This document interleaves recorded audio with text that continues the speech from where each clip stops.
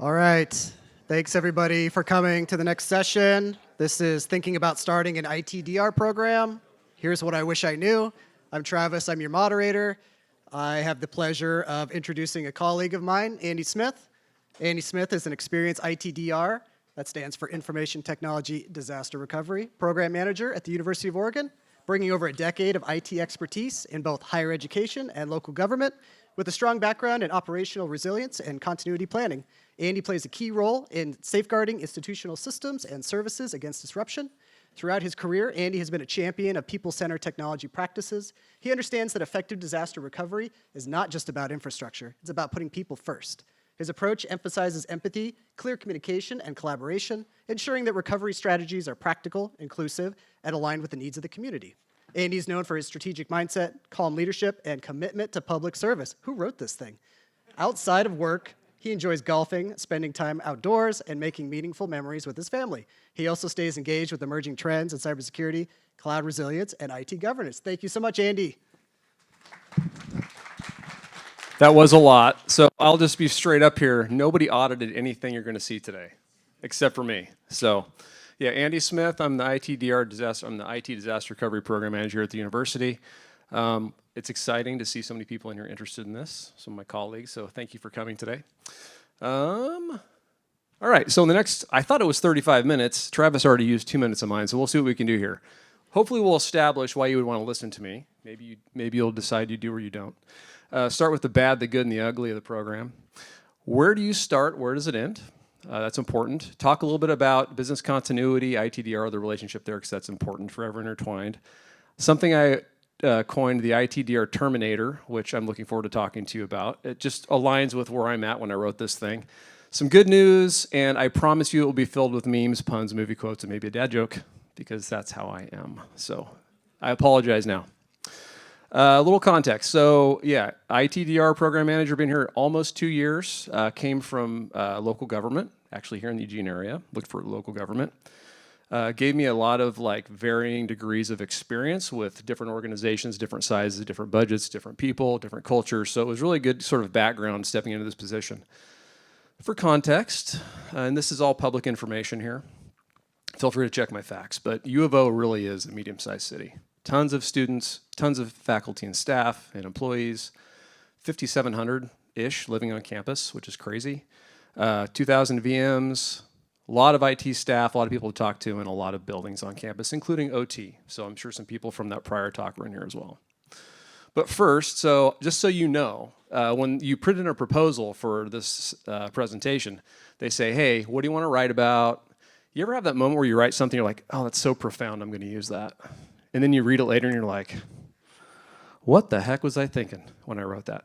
Clearly, if you read that, the math really doesn't add up because I left out some significant numbers. But I think what I was getting at is even though it's IT Disaster Recovery Program Manager, most of the work is before anything even happens. It really is about resiliency, engaging with the teams, working with people, and hopefully you're prepared when that time actually comes. So I think that's what I was getting at when I wrote that. So the bad, the good, and the ugly, here's your first movie quote. Like the dawn, I insist on hearing bad news immediately. So when I started, I was very naive jumping into this position, okay? I just jumped straight in. You could probably argue that there's some value to that, and I think that, yeah, you could probably say that there is some value to jumping in head first, but I think part of what I was dealing with was there was just so much. It was almost overwhelming. It's hard to be strategic. You know, people really respond well if you can really paint a big picture for them. And initially, it was hard to do that because there was so much. So, you know, we're going to get through this and talk about sort of wrapping it up for you at the end, but I wanted to make sure we called out some mistakes that I made early on. I say I didn't do a good job of selling basic concepts. I could have done a much better job. So an example of that is when we were developing the things we want to try to accomplish with the people that I work with. I could have gotten more engagement. And when I say that, I mean I could have gotten more engagement in the development of that, which would have sped up the process of actually getting those things done when it came time to do them. I'm not saying I did it in a vacuum, but what I am saying is that you just really have to get people engaged early, and especially identifying the key people in your organization that you're going to be counting on and working with to develop that documentation. So that was a mistake. I've learned from it, but it's the way it works. Definitely start with critical IT infrastructure. There's absolutely no question about priority. If you talk to any ITDR program manager, which I do talk to a lot of them across the country, how do you prioritize? That's always the question, like how do you prioritize? So we do work on critical IT infrastructure, but we should have started there. Like that should have been the first thing that we did. Like identify your critical systems that everything else relies on to function, because none of the other stuff really matters if you can't feel good about your critical IT infrastructure. I will tell you. Hello. Okay, there we go. I do learn from my my mistakes, but I want you to understand like that. I will tell you, no question about priority. You can start there, and you could spend a lot of time working on that critical IT infrastructure. Tabletops, should have started those sooner. I can't tell you how valuable those are. It's actually my favorite part of the job because I get to go out, talk to people, meet with different people in the organization, play devil's advocate. Some in the office may call me Evil Andy. There's a whole story behind that. But it's really probably my favorite part of the job. We should have started that early on. Get that going. If you've seen me, you've probably seen me at a tabletop like the one yesterday. I went to that twice because I just go to every single tabletop I can because I want to like be able to take things out of those and adopt them into my own work. So definitely get that started. Give credit where credit is due. Of course, we try to do that the best we can. But really getting people not just saying, hey, thank you, but also making sure they get the recognition for it with the people that they work for. You know, making sure you call that out. It's really important. Got to stop the bleeding. What I mean by that is get involved with the project management office right off the bat. Because everything you do, if you come into a new program, or you're building a new program, you're kind of like reverse engineering everything. And it's always way more work to start when something's done and in production than it is before, you know, it's not even to that point. So stop the bleeding. It's critical. All right, Steve Harvey. It's not all bad. It's not all bad. It actually, any progress, my point is anything you do is progress and it's good. It's working in the right direction. When I say the org chart was my first work friend, okay, so I've got 22 minutes, Travis. I'm not going to go too many in stories here, okay? So I started on December 19th, which at a university, at least this one, is a really weird time to start a new job. Nobody is here. Nobody's here. So, and in addition, my office is way over there across from Matt Knight. Like, I'm not even in the middle of campus. So it was basically me, maybe a couple coworkers here and there, and Jose, who's the CISO. So I found the org chart, and it gave me a time to go down the line and figure out who was who. I started at, we have an organizational structure. We have a CIO and then 4 ACIOs that basically have all the direct reports to the different parts of IS. I went down the line, started setting meetings, getting to people, pitching the vision for what we're going to try to accomplish. Through that process, and also, by the way, getting permission to speak to the people that answer to them was part of that. Identify your champions. Like, who is it within the organization that realizes that there's a real need for this? Like, find those people and develop relationships with them because they're going to have your back. They're going to be pitching the idea for you in a lot of cases, and they're going to be, like, it's instrumental when you're developing things to have somebody else to, like, actually put it to practice. You got to be flexible and patient. I skipped that one. Maybe that was, like, subconscious because I'm not flexible and patient. I've had to learn to be flexible and patient. But that's critical because you could have a conversation and somebody will say, yes, let's do that. And then you talk to them and they're like, well, no, maybe not right now. We'll talk a little bit about that later, but flexible and patient is critical. So copious notes. So the next one is the position existed about, I want to say it was about 9 months before I started, something like that. And Stephanie took the position. She was a long-time database developer here at the university. I think she knew a lot of people because she'd been here so long. But her first goal was to interview everybody within IS and beyond. We have central IS, and then we have about 7 or 8 auxiliary IS units around campus that provide different levels of support for different things. So Stephanie really did interview everybody, and it gave me a good head start to be able to read these things. Not only to have the org chart, but then I had like notes on everybody, like a dossier almost on everybody, which is really valuable. I got to switch hands here.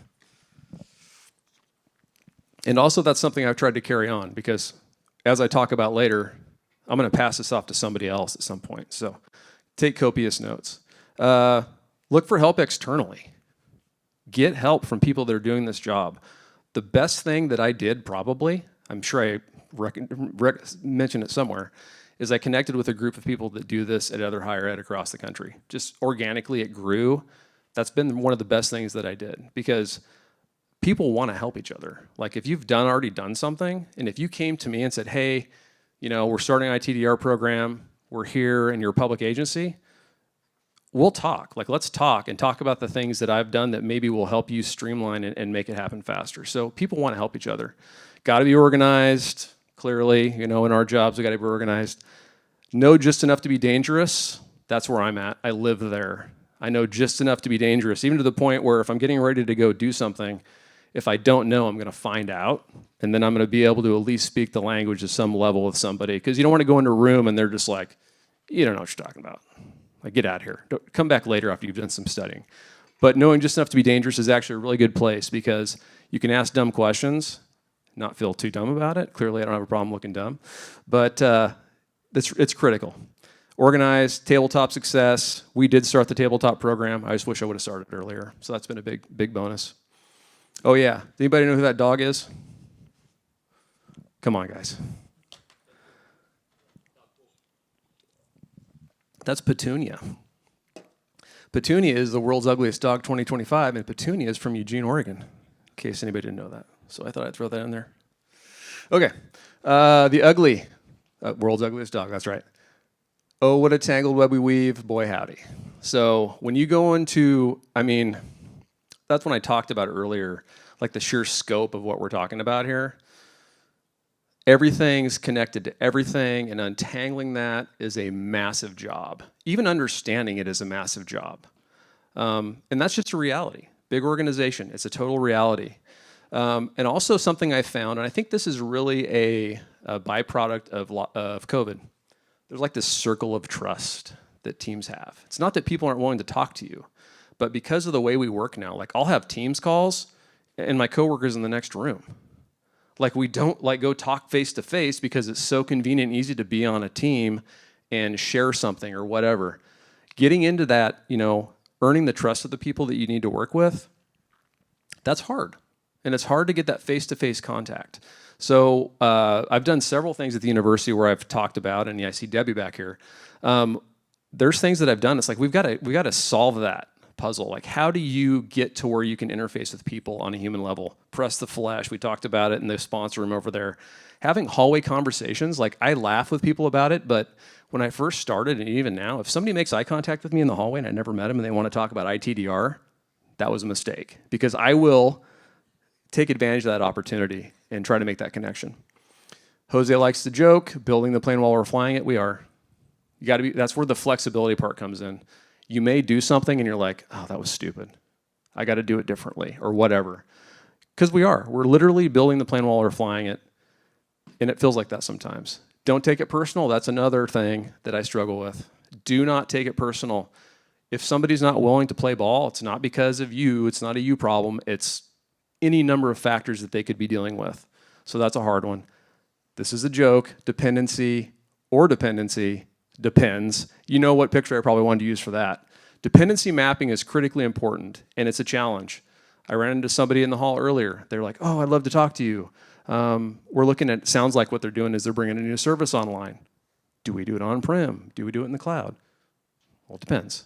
It also depends on the dependency. What are you building into that tool that you pay all this money for to make this resilient cloud platform that you depend on, but you tie it back to something that's on premise, like an authentication tool or something like that. So dependency mapping is a really hard thing to figure out. If anybody in this room has a solid technological solution to figure out dependency mapping, please come talk to me after this, because that is a challenge.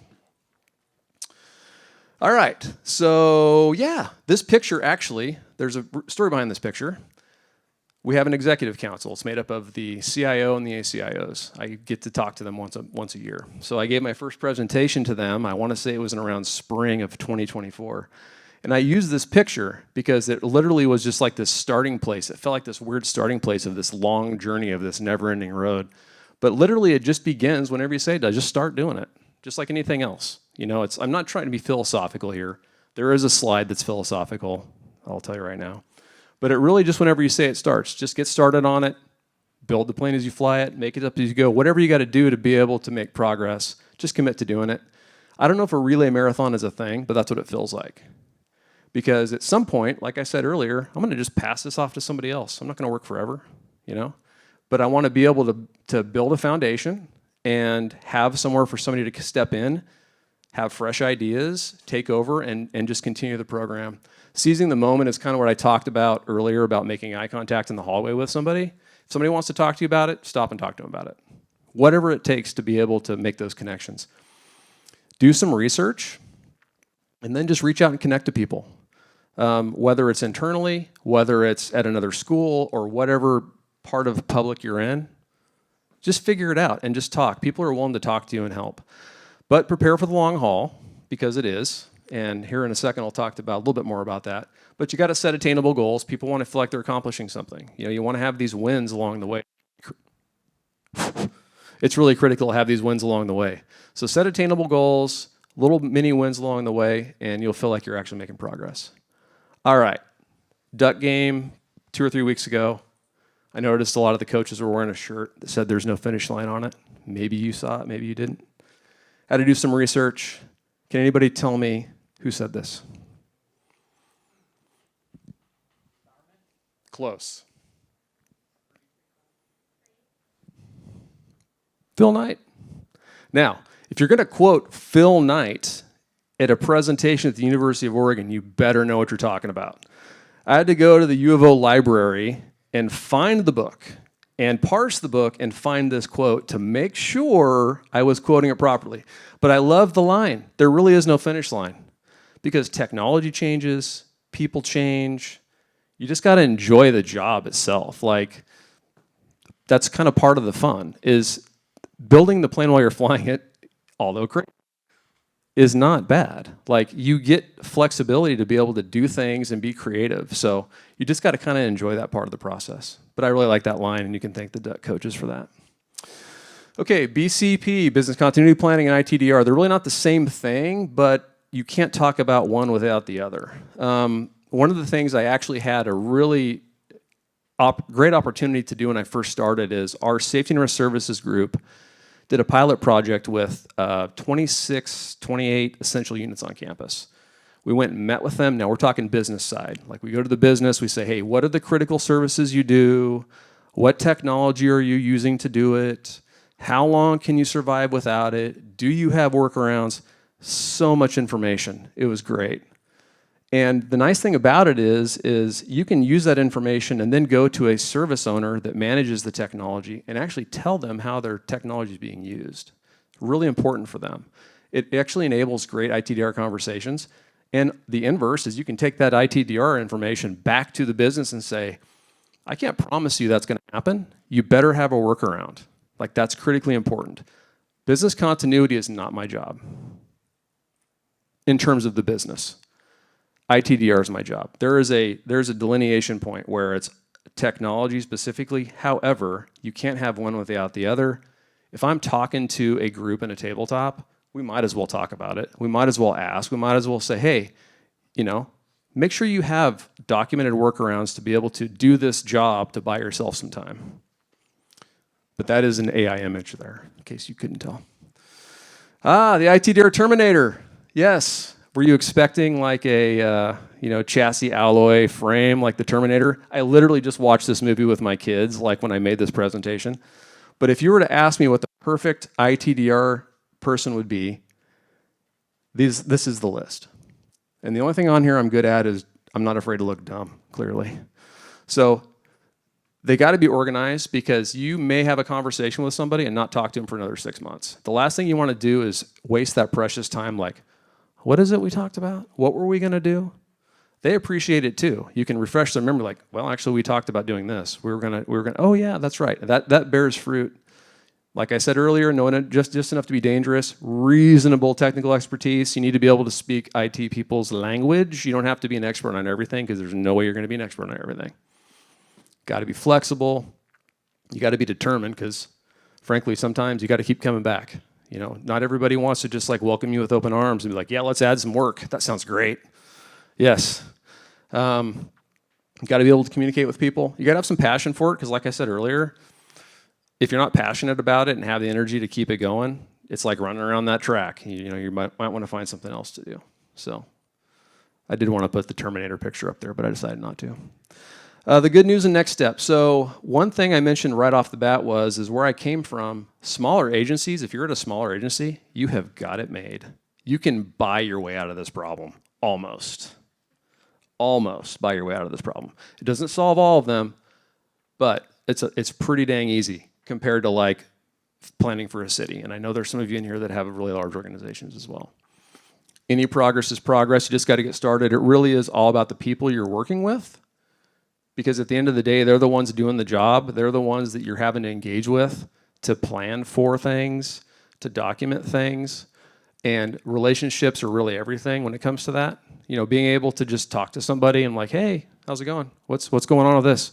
And not feel like you're putting them out is really important. Now, the next one on there, don't take it personal. There are going to be blockers.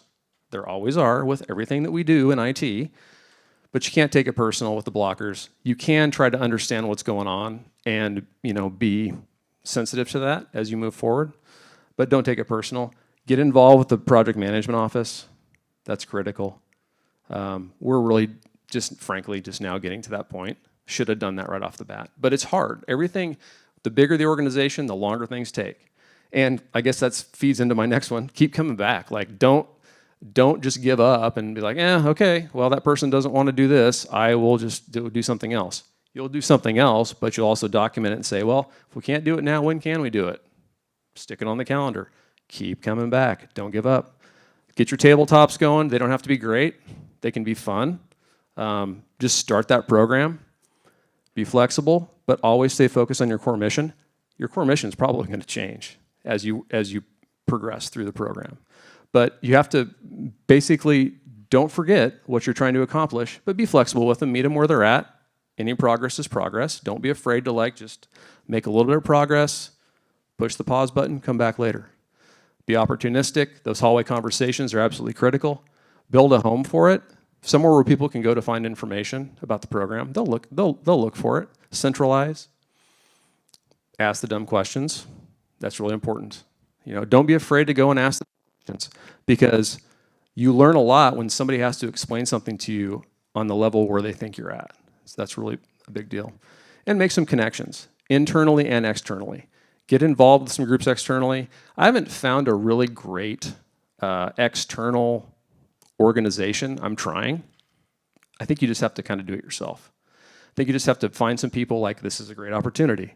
If you're in this room and you're thinking about ITDR, start chatting with your neighbor. Hey, let's talk. What are you working on? Let's work on it together. Maybe they've done something you need to do, or vice versa. So make some connections and make some friends. Look at that, I've got 7 minutes. Okay, so this is not a malicious QR code. That's my contact information. I will walk the talk. If you contact me and say, hey, I'm doing this, we can get down. There's a ton of information that we can talk about. Obviously, this is not something we're going to just get into the weeds here, because we only have half an hour, but I'd love to talk to you. I'd love to talk about this stuff. I'd love to share what we've done, how we've made progress. Again, maybe deeper into some mistakes we've made. But reach out and talk to me. I'd love to talk to you about it. So with that, we have 6 minutes for questions. Yes, Dan. My question for you is, by the way, I think you did a wonderful job. I'm going to throw that out. Wait, let me give you the microphone. Go ahead. One of the questions I have for you is, if you encounter a group, you don't have to name any names, but have you encountered a group where you find maybe an egregious situation where you're sitting there going, this is a real security risk, or this is a super risk to the organization? And how do you deal with that if you encounter it, or do you not encounter that? Well, I wouldn't call it egregious. So based on my perspective and my experience as a prior system admin, the way it usually works is you may be new to an organization. And somebody talked about this earlier somewhere else. And you're like, oh, we should really be doing it this way. Or we should maybe purchase this solution, or whatever the case may be. You go to the person that holds the checkbook and they say, well, let's do it next year. Okay. Then you do the same thing next year. Well, it may not this year, it's not in the city's budget, whatever. And then pretty soon it's like, I've asked 3 times for this thing. I know it's a problem. We all know it's a problem. But what we have to do, or I have to do, is I want people to feel comfortable confiding in me and giving me information. And it's like, and that gets documented. Not because we're going to go back and say, hey, you got a problem, you do this. Because we need to capture that at that point in time. It may not be the time to deal with it, but we definitely want to capture that. And we want people, and I've told many people that. I don't know if anybody is even in this room that I've worked with that we've had that conversation. But, let's get that out. This is your opportunity to get that information out because it will be documented, and at some point, it'll be in a register, and we will be able to take action on it. Did that answer your question? Okay. Anybody else? Matt Love, coworker. On your last slide, you said your core mission may change. Has your core mission changed, and how has it changed? What is with the hard question, Matt? Jeez. Core mission.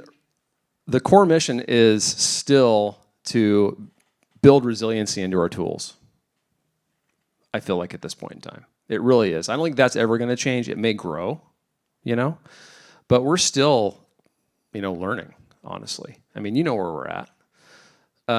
People are, I think culturally, whether they're just like accepting the fact that I'm not going away, or this is a real thing and we're going to keep making progress and we're going to keep coming back and doing these things. Like we've had a lot of cool stuff that we've done over even the last couple of years.